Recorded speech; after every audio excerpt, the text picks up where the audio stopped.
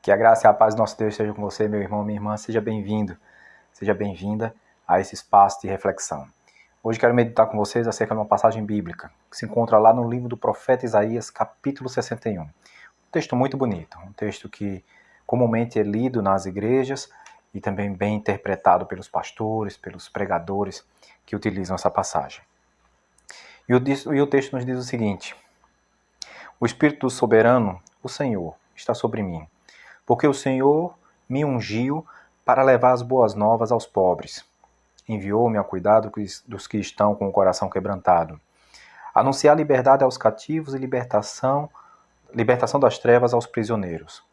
Para proclamar o ano da bondade do Senhor e o dia da vingança do nosso Deus. Para consolar todos os que andam tristes e dar a todos os que choram em Sião uma bela coroa em vez de cinzas, óleo de alegria em vez de pranto, um manto de louvor em vez de espírito deprimido. Eles serão chamados carvalho de justiça, plantio do Senhor, para a manifestação da glória de Deus. Que Deus faça viva a sua palavra nos nossos corações. Meus queridos, essa passagem bíblica ela é ímpar. Ela é uma passagem importante do Antigo Testamento, no livro do profeta Isaías. Jesus Cristo, ao iniciar o seu ministério na Galileia, ele se coloca diante da sinagoga, o auxiliar da sinagoga traz um rolo, né, das escrituras sagradas. Jesus localiza essa passagem bíblica e recita essa passagem bíblica. E aí ele começa a explicar, e as pessoas ficam maravilhadas com o seu ensinamento. E isso ajuda, né, até a testificar de maneira mais precisa, de maneira especial, o que essa passagem bíblica significa no contexto bíblico e também na indicação de Jesus Cristo ser esse ungido que o texto acaba nos falando.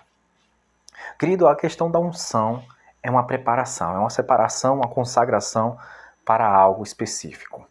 E veja aqui como o texto ele coloca que quando o profeta diz, né, o Espírito do Senhor está sobre mim, porque o Senhor me ungiu.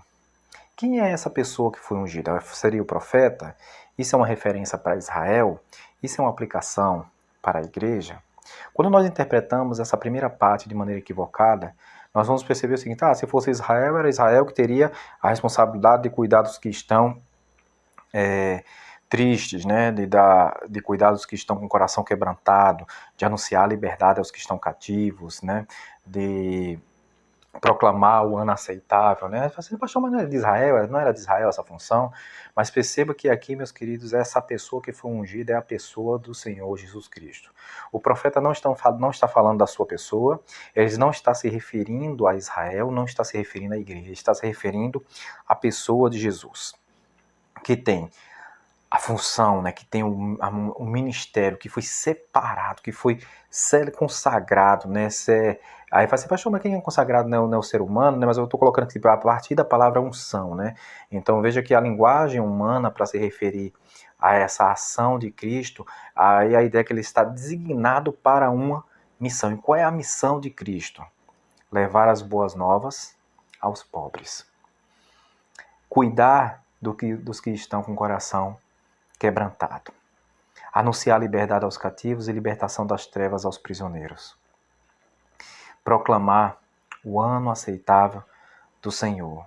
Consolar os que andam tristes e dar aos que choram uma bela coroa em vez de cinzas. Então nós vamos perceber aqui que essa é uma missão do próprio Jesus Cristo. Nós somos as pessoas que são alcançadas por essa ação, por esse ministério de Jesus. E aí nós temos uma chamada para os nossos nomes. Nós seremos chamados carvalhos de justiça. E mais adiante, nessa passagem bíblica, ele também coloca, né? Vocês serão chamados de sacerdotes do Senhor. Agora sim, cabe a nós. Cabe ao Israel de Deus. Cabe a esse povo de Deus. Perceba que Jesus é aquele que realiza a transformação. Jesus é aquele que realiza a transformação. E nesses versos nós enxergamos isso. E quando nós pensamos dessa forma, nós vamos entender que hoje não é a igreja de Cristo Jesus que transforma. Quem continua transformando é Deus. Quem continua convertendo é o Senhor. Quem continua transformando, mudando as vidas é o Senhor. Pastor, e qual é a função da igreja? De ser sacerdote. De ser esse carvalho de justiça plantado pelo Senhor. A fim de quê? Que as pessoas enxerguem na ação da igreja quem é o Senhor que realiza a obra da igreja. De enxergar na ação minha, de enxergar na tua ação, meu irmão, minha irmã, quem é esse Jesus que transforma vidas, que tira a pessoa da sua tristeza e coloca na alegria, tira a pessoa da prisão e coloca em liberdade. Nós, depois de transformados, somos sim carvalhos de justiça, sacerdotes do Senhor, e a nossa função será reconstruir aquilo que está em ruínas, juntar esses entulhos, né, tirar da vida, das nossas vidas, das vidas das pessoas. E também tem algo importante, que quando você completa a leitura desse capítulo, né, vocês se alimentarão das riquezas das nações, vocês se orgulharão, não aquele orgulho nocivo, aquele orgulho soberbo, mas aqui um orgulho de você se sentir bem, porque Deus está ali planificando, né, deixando completo. Então você fica satisfeito. Esse orgulho aqui você deve entender como satisfeito.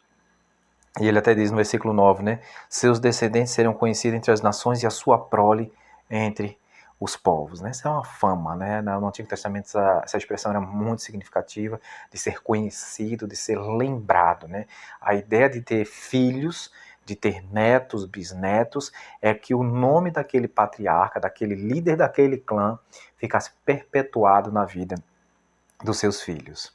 Então nós somos desafiados nessa manhã a meditar nessa gloriosa obra do Messias em nossas vidas, entendendo que é o próprio Jesus quem realiza a obra do Senhor a partir dessa ação nós devemos nos tornar pessoas melhores. Por quê? Porque o Senhor removeu das nossas vidas as iniquidades.